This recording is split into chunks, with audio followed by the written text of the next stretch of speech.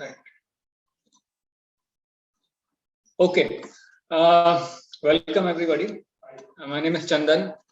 The topic for today is permaculture and in a wider sense, sustainable design. So permaculture is the system that we use, that we both have been using for a few years now. It's a wonderful combination of traditional techniques and modern science that you can use to design pieces of land and basically pretty much everything, right? So what we'll do in the session today is, since we have 40 minutes, we'll do a short introduction to what exactly permaculture is, okay, what it entails, and then we'll see how it can be applied, to your own homes, or to larger areas like a homestead or a piece of land, or even a city like the previous speaker was speaking about, right? So after that, Astrid is going to take us through the story of the piece of land that she has been working with for the last 18 years, where we are at today. And so you'll see the actual application of these principles and techniques that we will now understand. Okay, so let's begin.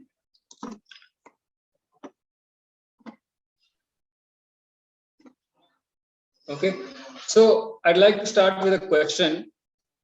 You see here in front of you two separate spaces. One is a conventional farm and the other is a designed farm, right? So can someone tell me what are the stark differences that you see? Just a very short thing. You can raise your hand or you can just push the space bar and speak.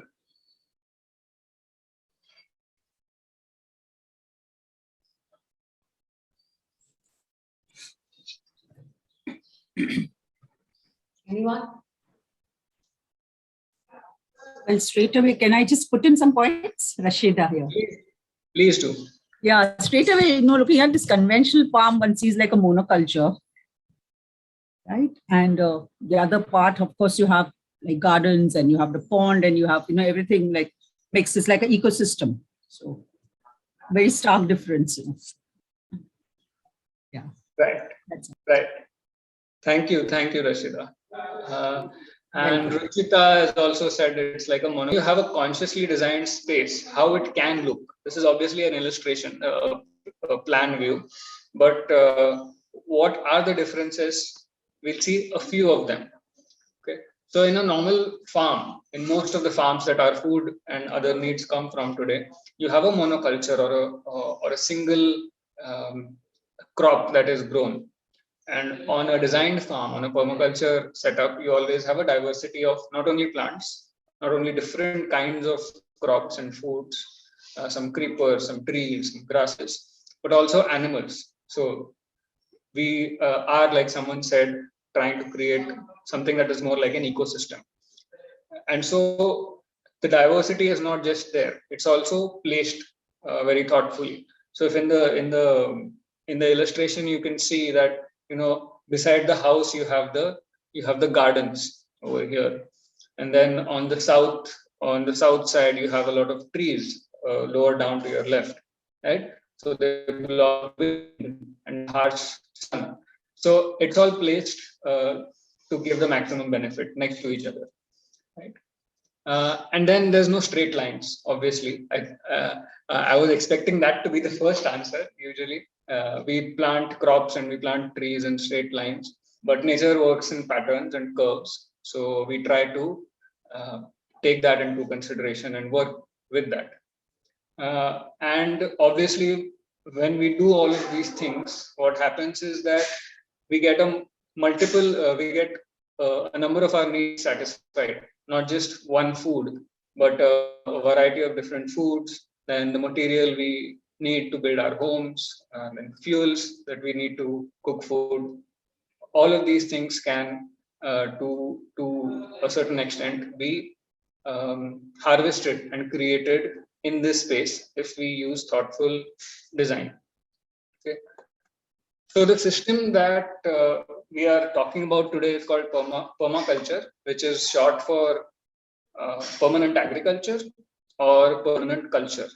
Okay, depending on how widely you're looking at these principles.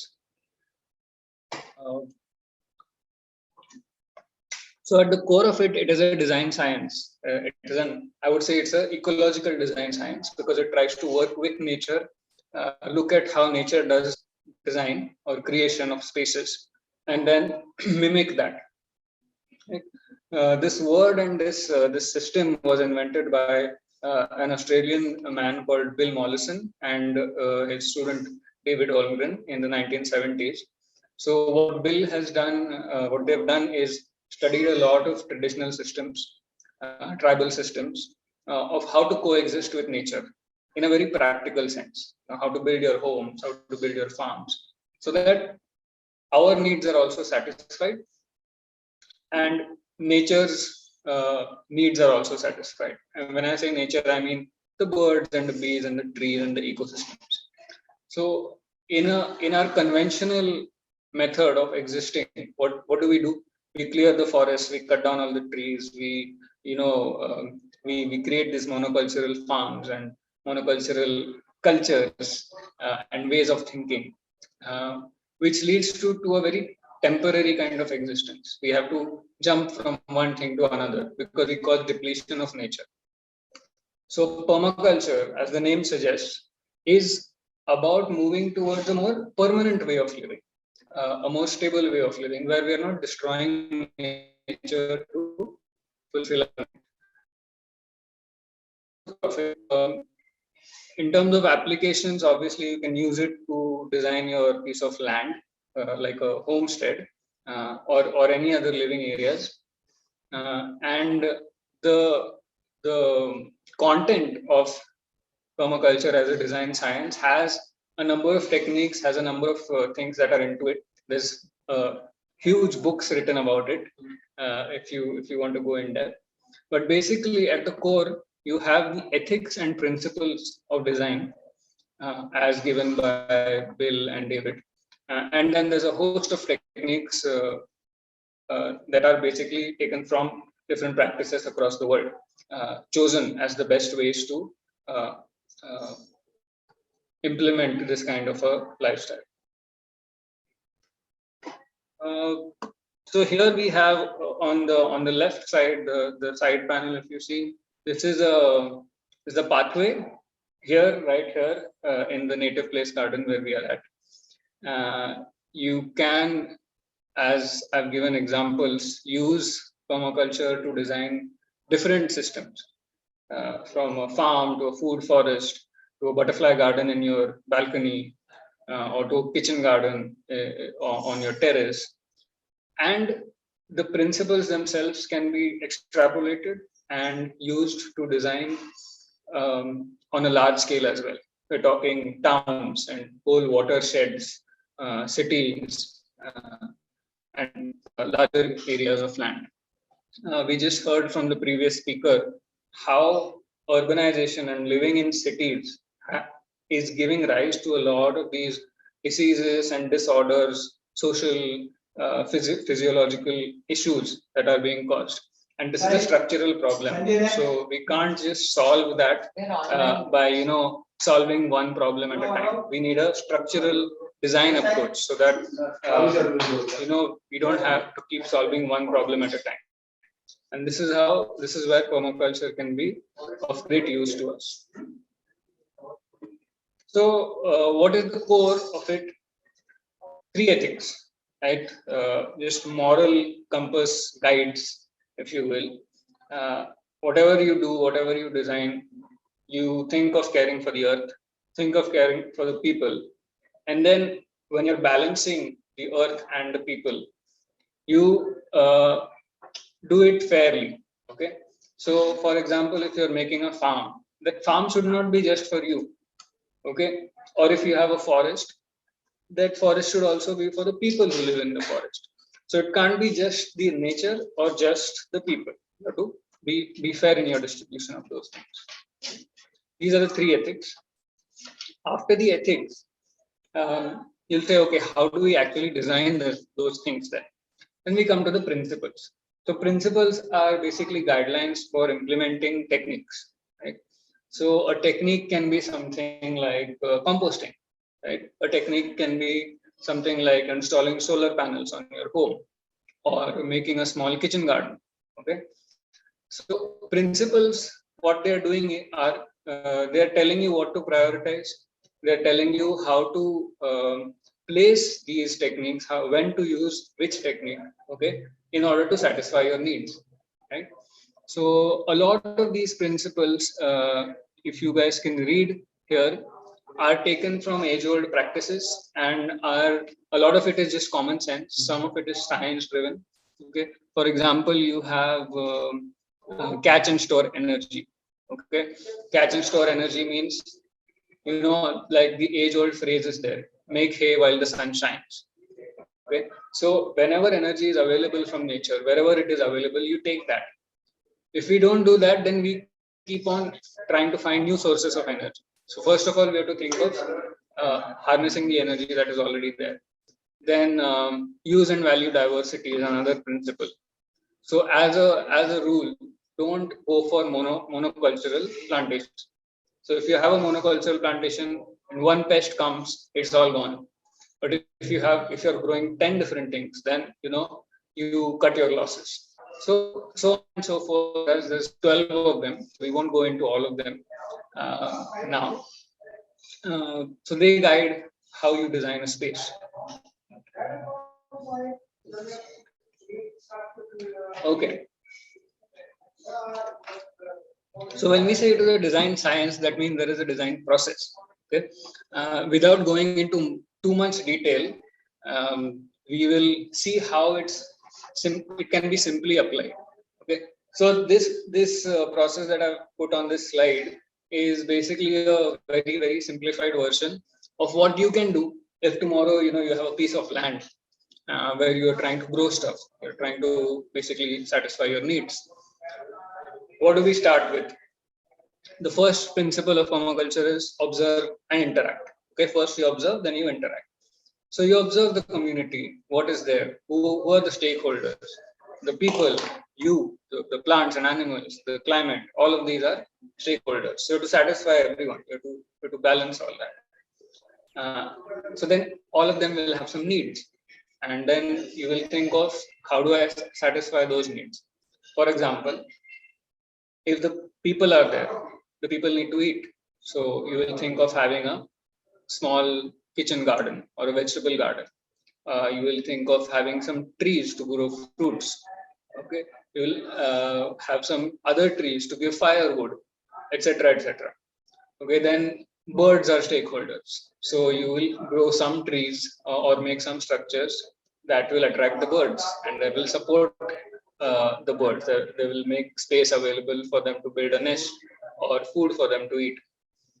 So like that, you will create different elements. Okay, the trees, the house, the pond, food forest, a chicken coop, a road, like all of these elements that are there. You will select elements that will satisfy needs of the stakeholders. And then the final part is that you will now place them on your land.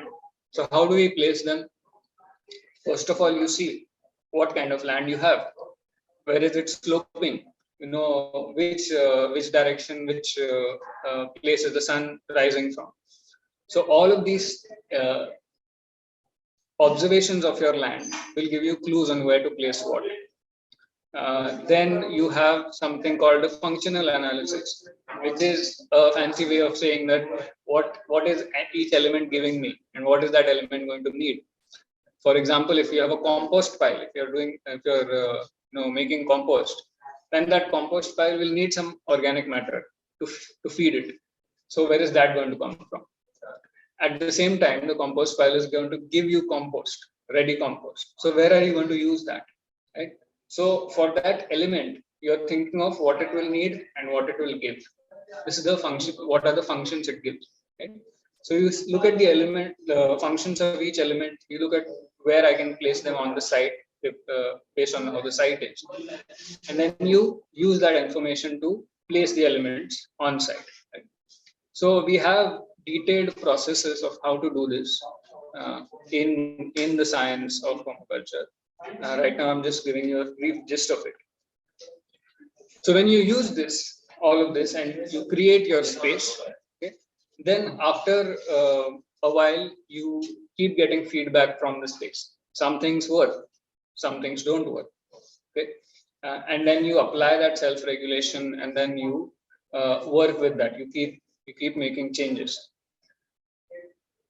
The point of all of this, the point of designing and planning the space is to reduce the waste, to reduce the work that you have to keep doing. Okay, so that once you start the system, it will run on its own. For example, a conventional farm, every year you have to add some fertilizers to it, right? So that's not a self-sufficient way of working. On a permaculture farm, what will you try to do? You will try to create certain elements which will give you natural fertilizer, like trees that that fix nitrogen in the ground, or other things that attract wildlife so that your pollination happens. Okay, so all of these needs of your systems you try to fulfill as much as possible from elements within your system, right? So that we have a more permanent, more stable kind of a system. Anything to add? Okay. So these are applications at scale, right? What can you do at home? Okay. If you want to have a small example of the design process at home, and all you have is a window with a pot of plants, what can you do? Right? So here I've given an example. We actually wanted to do it as a workshop where we create this, but since we are hard pressed for time, we'll just go through it, and you guys can answer some questions, and then we'll see how to implement it. Okay, so you can create a small little, not completely, but to some extent, self-sufficient system in your window itself, right? So suppose you're growing a plant like a tomato or a flowering plant in your window. How can you make that more self-sufficient? Okay. The plant needs fertilizer. So instead of buying fertilizer all the time, you will do two things. You can put another plant there which will fix nitrogen in the soil. Now, can anyone tell me how we can identify plants that fix nitrogen in the soil? It's very simple. Anyone? Nodules. Not? Nodules. Root nodules.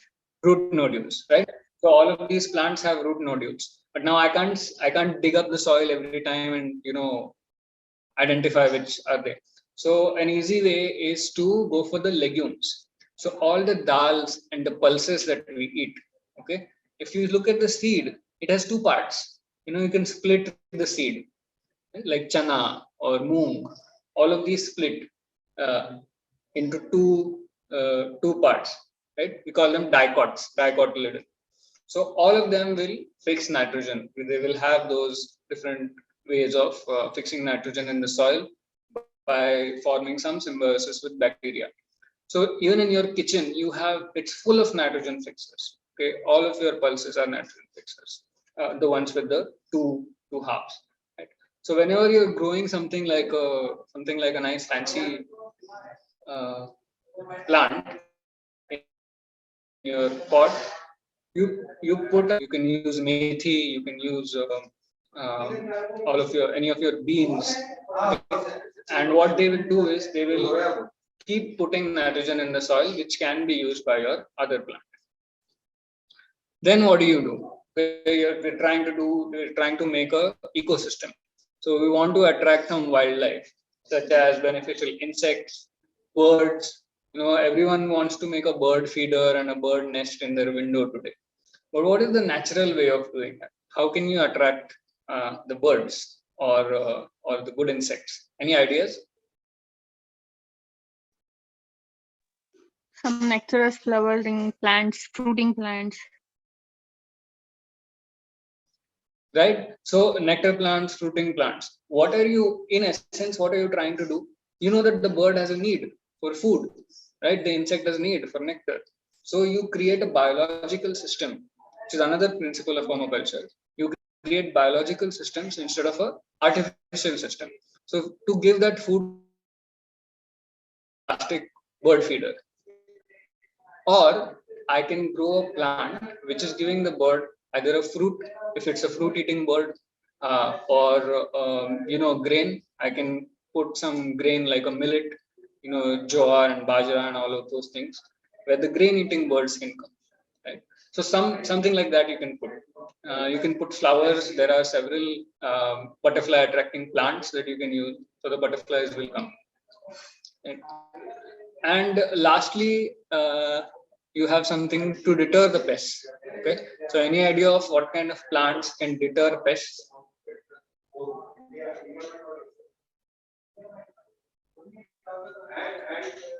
Neem.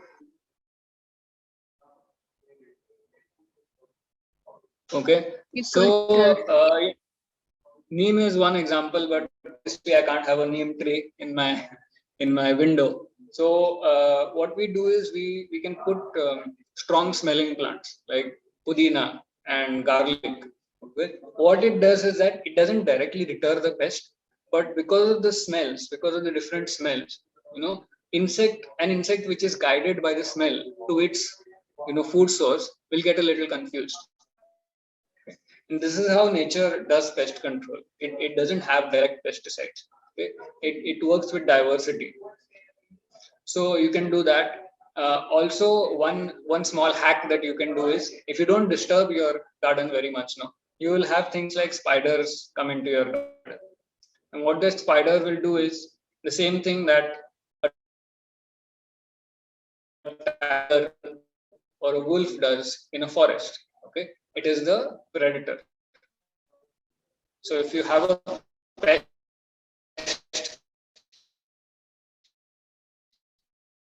insect, the predator will eat that pest. So again, you're using a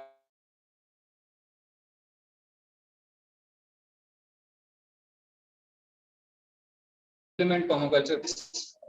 This is a pot. Can everyone see a planted? Yeah. Yes, right. So this is what I started with. In the middle, I've put a earthen pot with some water in it, so the birds would come to drink that water. And I've planted a potato there. I planted grasses. I've planted some legumes. This is chana over here. Okay, and whatever leaves would come from the even from my other pots. Now, over time, at the end of 6 months, what I have is something like this. Okay, so you see, it's all overgrown. It looks like a forest now. The chana has like taken over. There's 3 different kinds of grasses, millets here, and at the bottom is a layer of dead leaves, just like a forest. Okay, so with many different functions being given by all of these elements. I have at least 3 different species of spiders. I have never used pesticides. I've never used fertilizers, but I still get nice flowers, medicinal flowers, garlic, chives, and ginger, and all of those little things that you can expect from a pot from this this kind of setup. Right. So this is one way in which we can use natural diversity to make a almost self-sufficient system.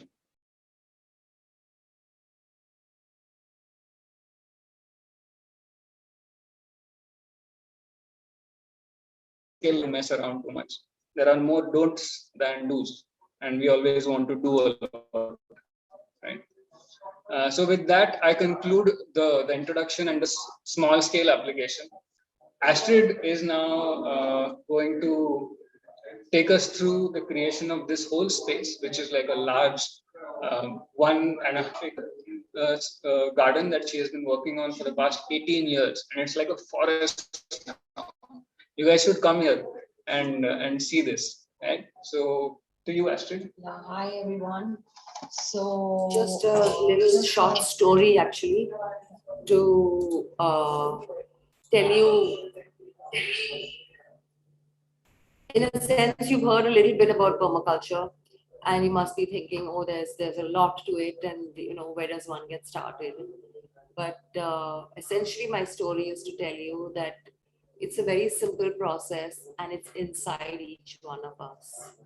So in the late 90s, we bought this property. Okay, it was an acre and a half of land, sloping down, quite a steep slope, sloping down towards a beautiful lake.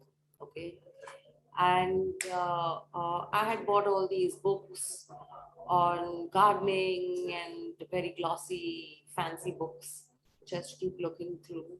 But when it came to the point of growing a garden, okay, I realized that all these books are not going to be of any help to me at all.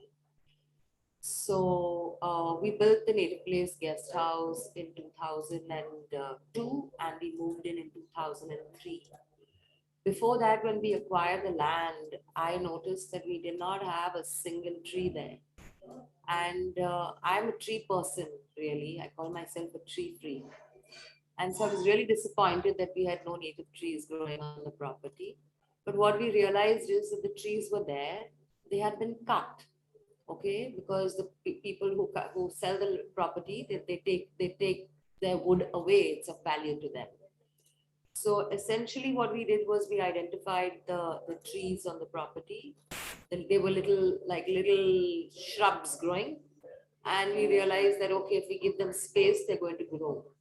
The minute we cordoned off the area, cattle didn't come in to browse. So those little shrubs got a better chance to grow bigger. Okay. So to start off with, what the first thing I did was, now we talked about the principles and figuring out your needs and what you want essentially out of the place of land. And for me, it was fruit trees, because I grew up in a little village in Mumbai, a good more than 50 years ago now. And Mumbai did have a lot of tree cover. We were not so urban in those days. We had, and I lived in a little village. We had trees. We had lots of kinds of shrubberies. And we had lots of birds. We had butterflies. And as a child, I ran around barefoot. We caught butterflies. We, would identify birds and catch fish in the sea and many kinds of things. So I set out to build, in terms of the garden, a space that would remind me of the little village in Mumbai that I once lived in. Okay, very idyllic in those days, I have to tell you. And so I started off with the first set of trees, mainly mango, chiku, guava, jackfruit. And once I grew the mango trees and did the trees, and they started, setting up. My first issue actually was where to plant them. And I had a nice sloping, it was a sloping piece of land. And ideally one thought that, we could build on the top. That's where the house would be, so it would get a great view. But if I put the trees lower down, like if I put the trees lower down here, okay, I realized that at some point they're going to take away from the view. So this was my first time when I thought there must be some system, there must be some way where you get some guideline as to what to plant and where. At that time, it was the pre-Google days. So I had nobody to ask. I had no people, no WhatsApp groups, no, Google tell me where to what's a bird attractor or what's a butterfly attractor.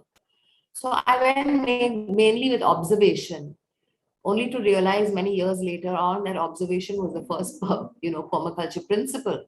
But in a sense, all traditional communities, when they're doing very, I have a partner who's comes from a little local village here in Kamshet, and his depth of ability to observe things is like so amazing. I'm learning from him every day. So yeah, I put down the 4 fruit trees to start off with. I had a bunch of flowering trees that I had in mind, but then I realized now I have not much place to grow any big trees because the native trees that we saved started to grow up. And then the magic started to happen, The native trees grew. Every year they dropped their flowers and their leaves. Birds were attracted, insects came, there was mulch on the floor. So it was like a forest floor, kind of almost in the garden. I never envisioned a garden that would be spick and span like you see in the resorts of today and in building societies as well, lawns and all cleanly swept and wiped out. Permaculture is more about, imitating the forest. So we need to have the leaves to fall. We need to have the birds come and visit and poop and bring in some fertilizer as well as some seeds along with there. So diversity builds up. And that's essentially how the garden first got started. And over a period, I worked with cuttings. I brought cuttings from all over of things that would do well in a fence. My great inspiration, besides my childhood surroundings, was the whole garden of Western and peninsular India, where people grew their own food. They grew their own firewood. They grew their own medicines and their own puja flowers and stuff to use for dyes and for kumkum and for fragrance in their the gajras in their hair. Rather beautiful, don't you think? I mean, the way we used to live. So so that was my main inspiration, and I went ahead to do all these different things. I realized flowering trees now I don't have much space for, so I went ahead and planted a whole lot of climbers, which would flower in a year's time, attracting birds, attracting butterflies, attracting all kinds of bees and other pollinators. And the whole space started to buzz around. In a few years, today we have more than 50 species of birds, innumerable. Like I don't have a count anymore because they come and they go, and I've managed to identify only about 50 odd and properly identify them actually. And so there we had the trees were flourishing, the birds were coming. I brought in a lot more fragrant plants, so we would have all these lovely fragrances, things that would get people to be excited about a nature space, to feel comfortable about it, and to really, really enjoy it. Another thing we did is considering slope. We didn't go down to flatten the land, which is what most people do. Anybody who's thinking of buying a piece of land, I would caution you right now, keep the levels, keep the slopes. There's so much you can do with it. Okay, don't go and do one just flat piece and then take away all the native things that are growing there and then start afresh with a bunch of landscape plants which won't attract the birds and the bees and the trees and start the magic. Yeah. So we allowed the land, as you can see on this sketch that we have in front of you. There are so many levels, so many layers, and everywhere as you have, you make a pathway, you have edgings, then you place to grow things, in the edges. Then you have a little slope, you grow things that grow well on a slope. So automatically you look at the land and you see what it can support. And then you think about the best things that you need for it, not just you.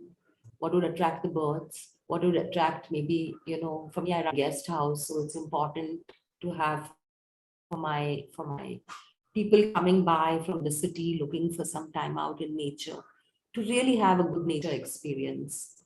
So we have lookout areas where, you can see the sunset from, and over, a canopy of trees, the lake in the distance. And we had because of the slope and the lake, we have also a certain amount of glare that comes in the late afternoon. So how to block the glare, how to block the strong sunshine of the south